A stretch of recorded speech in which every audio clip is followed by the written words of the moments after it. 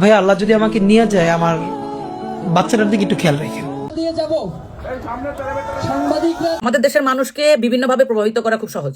ধরেন হাদির মৃত্যুটাকে নর্মালাইজ করার জন্য কতগুলো শুয়োরের বাচ্চা ফেসবুকে আইসা বলতেছে, নাশকতা করতেছে, একজনের মৃত্যু হয়েছে, এটাকে পুঁজি করে এই করতেছে, বাল করতেছে, সাল করতেছে। শুয়োরের বাচ্চারা, বাংলাদেশে 54 বছর ধরে ভারতীয় আগ্রাসনের বিরুদ্ধে তোরা কি অবস্থান নিছ? বাংলাদেশে আমাদের ভাসানীর কালচারাল সেন্টার নাই কেন? শহীদ জিয়ার কালচারাল সেন্টার নাই কেন? খালেদা জিয়ার নাই কেন? বাংলাদেশে মুসলিম যে সমস্ত নেতারা ছিল তাদের কালচারাল সেন্টার কই? তোরা বালের ইন্দিরা গান্ধীর কালচারাল সেন্টার খুইলা বইছস বাংলাদেশে। তোরা ছায়ানট বাল ছাল খুইলা বাংলাদেশের শাহবাগীদেরকে দিয়া এই দেশের আধিপত্য বিস্তার করা, এই দেশের মধ্যে বিস্তার করার জন্য তোরা সর্বোচ্চ কাজ করছস। তোরা ওগুলা চোখে দেখোস না? এই জ্বলন্ত আগুনের শপথ খেয়ে বলতেছি, এই জ্বলন্ত আগুনের শপথ খেয়ে বলতেছি, আমার ভাই উসমান হাদিকে যারা বাঁচতে দেয়নি, আমার ভাই উসমান হাদিকে যারা দুনিয়ার আলো বাতাস নিতে দেয়নি, আমার ভাই উসমান হাদির খুনিদেরকে যারা বাংলাদেশ থেকে নিরাপদে ইন্ডিয়াতে পৌঁছাই দিছে, ওই সমস্ত গাপটি মেরে থাকা খনিকের পোলাদেরকে যারা সরকারে বসে বসে ইন্ডিয়ার দালালি করতেছে, আমার ভাই উসমান হাদির খুনিদেরকে যারা ইন্ডিয়া পৌঁছাই দিছে, ওই সমস্ত খনিকের পোলাদেরকে আমরা বাংলার জমিন থেকে নিশ্চিহ্ন করে দিবে ইনশাআল্লাহ। ভারতের একটা শাখা অফিস এখানে, যে কারণে এটা কার্যক্রম এই দেশে চলতে দেওয়া যাবে না, এটা মনে করেছে, যে কারণে তারা সেখানে কাজ করেছে। স্বরাষ্ট্র উপদেষ্টা কিছুক্ষণ আগে আইজিপিকে নির্দেশ দিয়েছেন, বলেছেন যে খুব দ্রুত প্রথম আলো এবং ডেইলি স্টার এখানে কি হয়েছে এটা তাড়াতাড়ি এদেরকে সেভ দেওয়ার জন্য। এই শুয়োরের বাচ্চাদের মাগিদের সাথে আকাম কুকামের ভিডিও থাকে, ওদেরকে দিয়ে যা মনে চায় তাই বানানো যায়, যে কারণে এদেরকে দিয়ে এগুলো করা যায়, এগুলো করানো হচ্ছে। তো পুলিশকে বলবো, কোনো শুয়োর আমাদের কোনো পোলাপানের গাছ যদি মিনিমাম টাচ করার চেষ্টা করে সরকারের ইন্ডিভিজুয়ালি দেখা হবে। শরীফ ওসমান হাদির শেষ খবর শোনার পর মাননীয় প্রধান উপদেষ্টা প্রফেসর ডক্টর মোহাম্মদ ইউনূস জাতির উদ্দেশ্যে ভাষণ দিয়েছেন। শোক বা মর্মাহত কোনো কিছুই না। প্রথম কথা হচ্ছে, এই উপদেষ্টা পরিষদের একমাত্র ডক্টর ইউনূস স্যার ছাড়া আর যারা আছে সবাইকে পদত্যাগ করতে হবে। আসসালামু আলাইকুম দর্শক, নতুন একটা নিউজে সবাইকে স্বাগতম। বর্তমান বাংলাদেশের রাজনৈতিক প্রেক্ষাপট নিয়ে খুবই তথ্যবহুল একটা ভিডিও আজকে আপনাদের সম্মুখে নিয়ে হাজির হয়েছি। দর্শক, ভিডিওর শুরুতে অনেকগুলো ভিডিওর অংশ বিশেষ আপনারা দেখেছেন না, এবং তাদের কথাগুলো শুনেই বুঝতে পেরেছেন যে বাংলাদেশে বর্তমান রাজনৈতিক প্রেক্ষাপট কিরকম হতে চলেছে বা কিরকম হচ্ছে।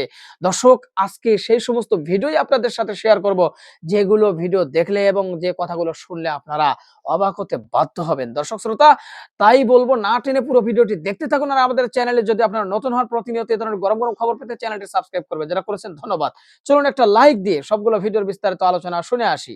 আসসালামু আলাইকুম। আমাদের দেশের মানুষকে বিভিন্নভাবে প্রভাবিত করা খুব সহজ। ধরেন হাদির মৃত্যুটাকে নর্মালাইজ করার জন্য কতগুলো শুয়োরের বাচ্চা ফেসবুকে আইসা বলতেছে, নাশকতা করতেছে, একজনের মৃত্যু হয়েছে, এটাকে পুঁজি করে এই করতেছে, বাল করতেছে, সাল করতেছে। শুয়োরের বাচ্চারা, বাংলাদেশে 54 বছর ধরে ভারতীয় আগ্রাসনের বিরুদ্ধে তোরা কি অবস্থান নিছ? বাংলাদেশে আমাদের ভাসানীর কালচারাল সেন্টার নাই কেন? শহীদ জিয়ার কালচারাল সেন্টার নাই কেন? খালেদা জিয়ার নাই কেন? বাংলাদেশে মুসলিম যে সমস্ত নেতারা ছিল তাদের কালচারাল সেন্টার কই? তোরা বালের ইন্দিরা গান্ধীর কালচারাল সেন্টার খুইলা বইছস বাংলাদেশে। তোরা ছায়ানট বাল ছাল খুইলা বাংলাদেশের শাহবাগীদেরকে দিয়া এই দেশের আধিপত্য বিস্তার করা, এই দেশের মধ্যে বিস্তার করার জন্য তোরা সর্বোচ্চ কাজ করছস। তোরা ওগুলো চোখে দেখোস না? এগুলোর মব বলস। শেখ হাসিনা যে গত 17 বছর বাংলাদেশের মানুষের উপর দমন পীড়ন চালাইছিল, তার যে হেলমেট বাহিনী মানুষকে মারছিল, ওগুলো মব ছিল না? আমাদের যে শাপলা চত্বরে কোরআনের পাখিগুলারে মারছিল, ওগুলো মব ছিল না? আমাদের দেশে যখন সাধারণ জনগণকে রাস্তার মধ্যে পুলিশ সহ কুত্তার মতো পিটায় মারছে, ওগুলো মব ছিল না? জুলাই আন্দোলনে মানুষের দেয়ালে যখন পিঠ থেকে গেছে, মানুষ রাস্তায় নাইমা আসছে, এবং ওই আন্দোলনে পুলিশকে মাইরা গাছের আগে ঝুলাই তুইছে মানুষ, কতটা বিক্ষুব্ধ জনগণ ছিল।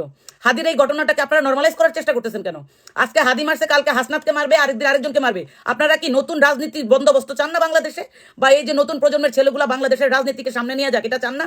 ভারতীয় আগ্রাসনের বিরুদ্ধে মানুষ কথা বলুক, এটা আপনারা চান না? আপনারা কি চান? ক্ষমতার অদল বদল কইরা আপনারা সেই হালুয়া রুটি খাইবেন, আর হাজার হাজার মানুষ কয় বছর পর পর বাংলাদেশে গণ অভ্যুত্থান ঘটাবে, আর আপনারা সেই বিপ্লবের বাটার খাবেন?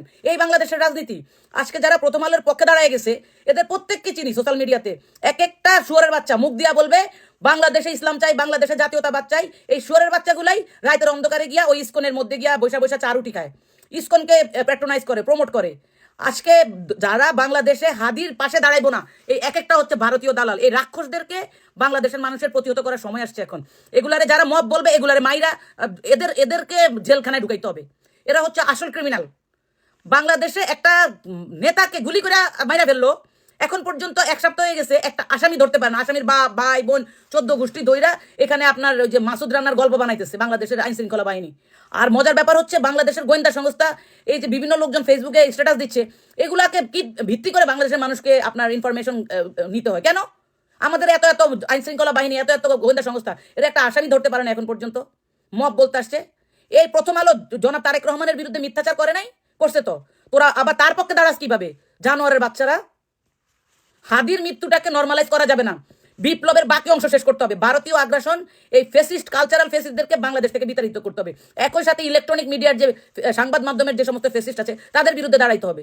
আপনি রাজনীতি করার জন্য শুধু রাজনীতি না, এই দেশের সার্বভৌমত্ব, এই দেশের মাটি, এ দেশের গণতন্ত্র, এ দেশের জাতীয়তাবাদ, ইসলামী মূল্যবোধ এখন কথা বলে, এদের পক্ষে থাকতে হবে আমাদেরকে। আমরা কোনো লেজুর ভিত্তিক রাজনীতির পক্ষে থাকবো না, এটাই আমাদের ইমানি পরীক্ষা। শরীফ ওসমান হাদির শেষ খবর শোনার পর মাননীয় প্রধান উপদেষ্টা প্রফেসর ডক্টর মোহাম্মদ ইউনূস জাতির উদ্দেশ্যে ভাষণ দিয়েছেন। জাতির উদ্দেশ্যে ভাষণে যা বলেছেন, যে সিদ্ধান্ত নিয়েছেন এবং পুরো জাতির যে প্রতিক্রিয়া, এটা শরীফ ওসমান হাদিকে সত্যিকার অর্থেই অনন্য উচ্চতায় নিয়ে গেছে। কোন একজন বিপ্লবী নেতার মৃত্যুর সাথে সাথে সরকার প্রধান জাতির উদ্দেশ্যে ভাষণ দেন, এটা নর্মালি ঘটে না। এটা সাবেক প্রধানমন্ত্রী, প্রেসিডেন্ট মারা গেলেও ঘটে না। কিন্তু শরীফ ওসমান হাদির শাহাদাতের পর মুহূর্তের মধ্যেই প্রফেসর ইউনূস জাতির উদ্দেশ্যে ভাষণ দিয়েছেন। তাহলে শরীফ ওসমান হাদির উচ্চতা দুইটা দিক, একটা হচ্ছে রাষ্ট্রীয়ভাবে জনপরিসরে জনগণের কাছে, সরকারের কাছে, সিঙ্গাপুর সরকারের কাছে, বাংলাদেশ সরকারের কাছে কতটা উচ্চতায়, এটা একটা। আর দ্বিতীয় হচ্ছে শরীফ ওসমান হাদির আল্লাহর কাছে তিনি যেটা চেয়েছেন সেটাই পেয়েছেন। তিনি শাহাদাত চেয়েছেন, আল্লাহ তাকে শাহাদাতের অমীয় সুধা পান করিয়েছে। তিনি হাসতে হাসতে আল্লাহর দরবারে হাজির হবেন, গোছল লাগবে না। বিনা গোছলে শহীদের কবর, হাসর এগুলো নেই। শাহাদাত একটা ব্রিজের মতো, একটা চিমটি কাটার মতো একটু কষ্ট পেয়েছেন, সাথে সাথে আল্লাহর জান্নাতে তিনি চলে গেছেন। শরীফ ওসমান হাদি এটাই চেয়েছেন যে আমি এত মাঝখানের পথ এটা চাই না, আমি চাই সরাসরি আল্লাহর কাছে হাসতে হাসতে চলে যাওয়া। জান্নাতের পাখি হিসেবে উড়ে বেড়াবেন শরীফ ওসমান হাদি, আর দুনিয়ায় যে সম্মান পাচ্ছেন তা তো পাচ্ছেন। তো দর্শক, শরীফ ওসমান হাদির জন্য আপনারা জানেন যে শনিবার একদিন রাষ্ট্রীয় শোক ঘোষণা করা হয়েছে। এটা সাধারণত সাবেক প্রধানমন্ত্রী, প্রেসিডেন্ট এদের ভাগ্যে জোটে, সাবেক মন্ত্রীর ভাগ্যও জোটে না যে তার মৃত্যুতে রাষ্ট্রীয় শোক, পূর্ণ দিবস রাষ্ট্রীয় শোক। এবং সরকার প্রধানের আলাদা ভাষণ দিয়ে জাতিকে শান্ত থাকার কথা বলা এবং দিক নির্দেশনা দেয়া, এটাও ঘটে না। তো প্রমাণিত হলো যে শরীফ ওসমান হাদি বাংলাদেশের অস্তিত্ব। শরীফ ওসমান হাদি বাংলাদেশের অস্তিত্বের বিকল্প। শরীফ ওসমান হাদি বাংলাদেশ। অতএব ওসমান হাদিদের বিরুদ্ধে যারা ওসমান হাদিদের ঘেটুপুত্র বলতো, যে ওসমান হাদিদেরকে যারা হত্যাযোগ্য করেছে, যারা ওসমান হাদির জন্য একটা প্রতিবাদ জানাতে প্রতিবাদ সমাবেশে যেতে পারেনি, সে বিএনপি কতটা দুর্ভাগা দল।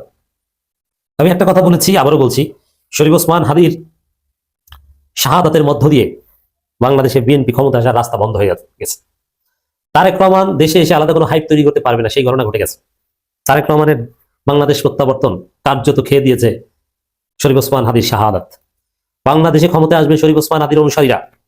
ওসমান হাদির রক্তের বিনিময়ে বাংলাদেশ থেকে ভারতের আধিপত্যবাদের মূলোৎপাটন হবে।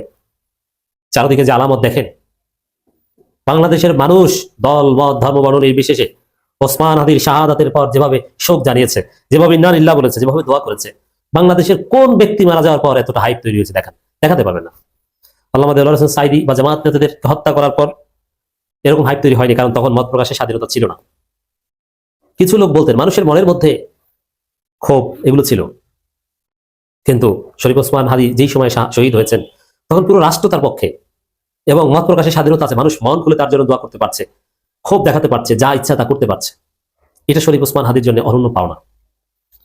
জাতির উদ্দেশ্যে ভাষণে মাননীয় প্রধান উপদেষ্টা কি বলেছেন দেখেন, ইটস ভেরি সিগনিফিকেন্ট।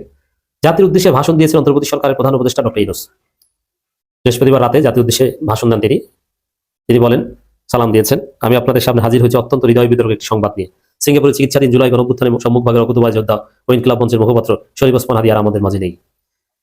এমন সৌভাগ্যবান ব্যক্তি শরীফ ওসমান হাদি, যার মৃত্যুর খবর স্বয়ং সরকার প্রধান ঘোষণা করেন, যার মৃত্যুর খবর হসপিটাল থেকে জানান ওই দেশের পররাষ্ট্রমন্ত্রী নিজেই দেখভাল করেছেন।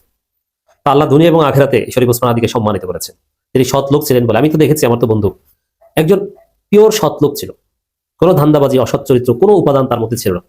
ইয়াং বয়সে বিশ্ববিদ্যালয় ফার্স্ট ইয়ার, সেকেন্ড ইয়ারে মজা করেও আমরা অনেক কিছু করি, কিন্তু না, শরীফ ওসমান হাদি সবসময় একজন দিনদার ব্যক্তি ছিলেন। আমরা আল্লাহর ওলি, বুজুর্গানে দিন অনেক কিছু বলি, আসলে যদি আল্লাহর ওলি দেখতে চান শরীফ ওসমান হাদিকে দেখেন।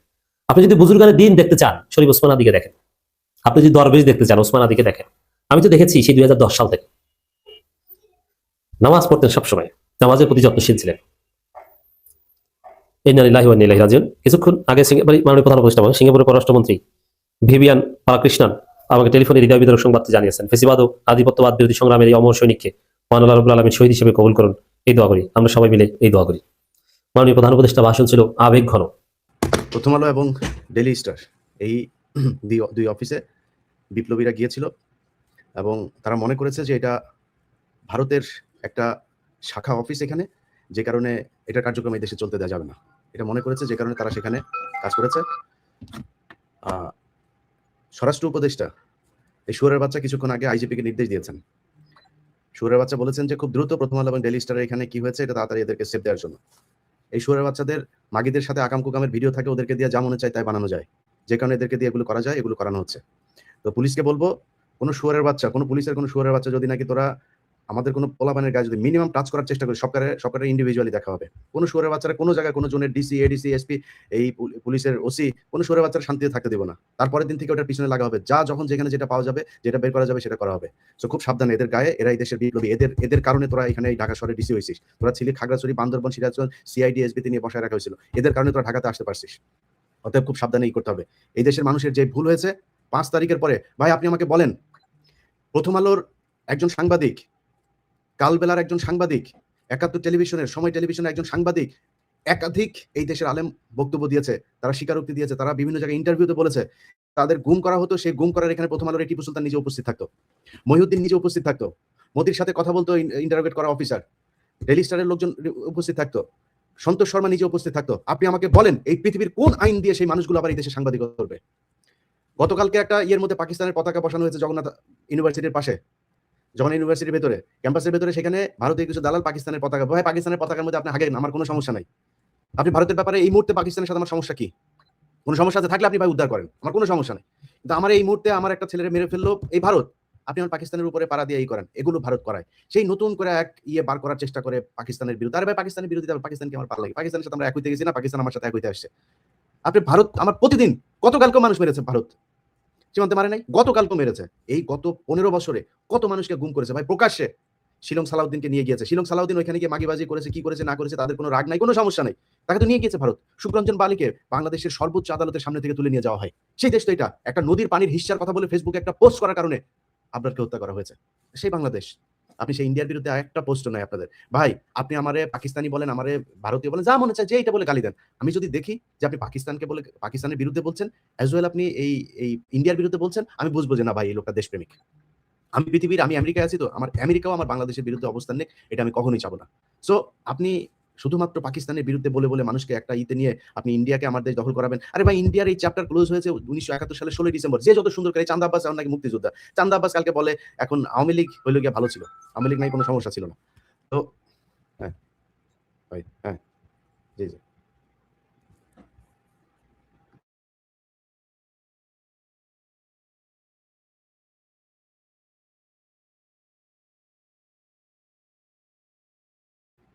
ওকে ওকে। প্রথম আলো ডেইলি স্টার অফিসের সামনে সেনাবাহিনীরা ডিজিপির খানকির ছেলেদের এনে বসাইছে। খানকির ছেলেরা বাংলাদেশে বর্ডারে জুলাইতে পারে না, বাংলাদেশে ওদের মেয়েদেরকে লাগাই দিয়ে গেছে এই ইন্ডিয়ান লোকজন। পিলখানায় তো সেনাবাহিনীর অনেক অফিসারে লাগাইছে না, লাগাই দিয়ে গেছে না। আসসালামু আলাইকুম।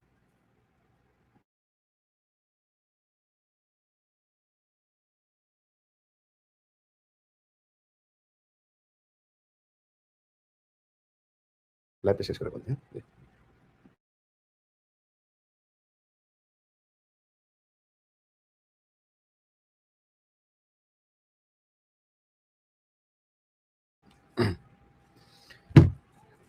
ঈদ মোবারক জানাইতে ফোন করছিল বিশেষ একজন, যাই হোক। তো এখন এই 15 বছরে এরা আমার দেশের মানুষকে মানে নিজে উপস্থিত থেকে ভারতীয় হাইকমিশনার ইয়েকে দিয়ে বসায়, একসাথে বসায়, তারা এই সিটিটিসিতে বসা মিটিং করে, মিছিল করে। তারা এই দেশে সাংবাদিকতা করবে? এটা সাংবাদিকতা, এটার নাম সাংবাদিকতা। তারা এই যে গতকালকে প্রথম আলো নিউজ করেছে জগন্নাথের, এটা নিয়ে পাকিস্তানের সাথে আমাদের ঝামেলা শেষ হয়ে গেছে, আমাদের সমঝোতা হয়ে গেছে, কি জানা একটা শিরোনাম করেছে। হ্যাঁ হয়েছে তো, পাকিস্তানের সাথে কি চান আপনি, আর করেন, সমস্যা নাই, কিন্তু আপনি ভারতের ব্যাপারে এত উদার কেন? বিবিসির এই দালালরা, এরা নাকি বালের ইন্টারন্যাশনাল ইয়ে, তোদের পত্রিকা টাকা আসে, তোরা মানে বিবিসি কেন প্রতিষ্ঠা হয়েছে এগুলো তো আমরা জানি। বাংলাদেশে তোরা আমাদের বিশাল আকারের গরিব দেশ, আমরা এখানে যা বিবিসির নাম শুনে সবাই পাগল হয়ে যায়। তো ওনারা করেছে, ওনারা আপনার নিউজ করেছে গত 15 বছরে হাসিনারে নিয়ে, কোনো কিছু তারা পায় নাই, কিচ্ছু পায় নাই তারা। এখন তারা নিউজ করছে ইদানিং আবার খুব পাকিস্তানের বিরুদ্ধে, ইন্ডিয়ার পক্ষে। তারা হাদিরে নিয়ে একটা নিউজ, হাদি মাদ্রাসা করতো, হাদি বিভিন্ন ধরনের হিজবুত তাহরিরের সাথেও নাকি হাদির নাকি ইয়ের কথা শোনা যায়, বিবিসি ইয়ে পায়। বিবিসি বালদিয়া জিগায় কেউ বাংলাদেশে। তো তো এগুলো হচ্ছে কি আমাদের দেশের এই সাংবাদিকরা করেছে গেল 15 বছর ধরে। তারা এখন সাংবাদিকতা করবে আবার ওই একই রকম সাংবাদিকতা করবে। বসুন্ধরা গ্রুপের এই ওর নাম কি হায়দার আলী আওয়ামী লীগের লোকজনকে গুছিয়ে বেছে নিয়ে যায়, তারপরে তার টকশোতে বসায়। এই নিকোল আওয়ামী লীগের খাটযোদ্ধা ছিল, মন্ত্রীদের সাথে শুইতো, টাকা নিত, প্লট নিত, বিভিন্ন কিছু 3-4টা প্লট আছে তার। তো এগুলো এখন ওই আওয়ামী লীগের লোকজনের ডেকে নিয়ে এসে আওয়ামী বয়ানি করতেছে। আওয়ামী লীগ তো এখন মানে রয়ের টাকা, আওয়ামী লীগের টাকা বিলিয়ন ডলারের মালিক, তারা টাকা দিতে সমস্যা নেই। তারা এই বুদ্ধিভিত্তিক একটা আবার নতুন করে এই ফ্যাসিজম বাংলাদেশে করার পায়তারা করছে। এটা করতে দেওয়া যাবে না। এই দেশের মানুষ যদি আসলে স্বাধীনতা চায়, তাহলে আমাদের শত্রু পাকিস্তানের বিরুদ্ধে দাঁড়ান, আমাদের শত্রু ভারতের বিরুদ্ধে দাঁড়াইতে হবে। যদি সেটা দাঁড়াইতে না পারেন, সেই 71-এর পাল্টাল নিয়ে গান টান গায়ে লাভ নাই। এই দেশে এই জামাত ইসলাম 1952 সালে ভাষা আন্দোলন পর্যন্ত ছিল, তারপরে ছিল না কেন? 69 পর্যন্ত জামাত ইসলাম, নিজামী ইসলাম সবাই ছিল। ড্যাক পর্যন্ত জামাত ইসলাম ছিল। ড্যাক নাম শুনেছেন? ড্যাকে পর্যন্ত ওই 68 সালের তখন পর্যন্ত ছিল। হঠাৎ করে এসে তারা মোচড় দিল কেন? এটা বুঝতে হবে যে 71-এর 16 ডিসেম্বরে কিভাবে আমাদের কাছ থেকে বিজয়টা নিয়ে নেওয়া হয়েছে, এই জিনিসগুলো হয়েছে। ভাই স্বাধীনতা চান, আপনি বিজয় দিবস পালন করবেন, আমি করতে চাই। আপনার চাইতে আমি অনেক বেশি স্বাধীন আছি, আপনি স্বাধীন। আরে ভাই 15 বছর 20 বছর বিদেশে বসে কামলা দেন, এটার নাম স্বাধীনতা। আপনি ঢাকা মেডিকেলে যান একটা ট্রিটমেন্ট নিতে, বড় লোকেরা সব এয়ার অ্যাম্বুলেন্সে নিয়ে যায়, তারপরে ট্রিটমেন্টে যায়। আপনি ট্রিটমেন্ট নিতে পারেন। আপনার লাথি দিয়ে ফেলায় রাখা হয় মেজের ভেতরে, 2 দিন পরে ডাক্তার আসলো না মারা যাবেন না বাঁচবেন, এটা নিয়ে সরকারের কোনো কিছু নেই। এটার নাম স্বাধীনতা। কে স্বাধীন আছেন আমার বলেন? সীমান্তে যান, আপনি কি কোনো আর্মস নিয়ে গিয়েছিলেন? আপনারা ধরে তারপরে গুলি করে মেরে ফেলো কেন? কিসের জন্য? এটা নাম স্বাধীনতা বলে? এটা স্বাধীন দেশ? কোন স্বাধীন দেশের পৃথিবীর ইতিহাসে কোথাও কোনো দেশে এইভাবে সীমান্তে গুলি করে মারে পৃথিবীর কোনো দেশ দেখাইতে পারবেন আপনি? দর্শক, আশা করি সবগুলো ভিডিও দেখেছেন এবং বিস্তারিত আলোচনা শুনেছেন। এবার অবশ্যই আপনাদের মূল্যবান মতামতটা জানিয়ে দিবেন, পারলে ভিডিওটি শেয়ার করবেন। আর আমাদের নাসির বার্তা ইউটিউব চ্যানেলে যদি আপনারা নতুন হন, প্রতিনিয়ত এ ধরনের আপডেট, গরম খবর পেতে আমাদের এই চ্যানেলটি সাবস্ক্রাইব করে আমাদের সাথে থাকবেন। ইতিমধ্যে যারা অলরেডি সাবস্ক্রাইব করে দিয়েছেন সবাইকে অসংখ্য ধন্যবাদ জানিয়ে আজকের মতো এখানেই বিদায় নিচ্ছি। আবারও দেখা হবে, কথা হবে নতুন কোনো টপিকে, নতুন কোনো ভিডিও নিয়ে। সে পর্যন্ত সবাই ভালো থাকবেন, সুস্থ থাকবেন। আল্লাহ হাফেজ।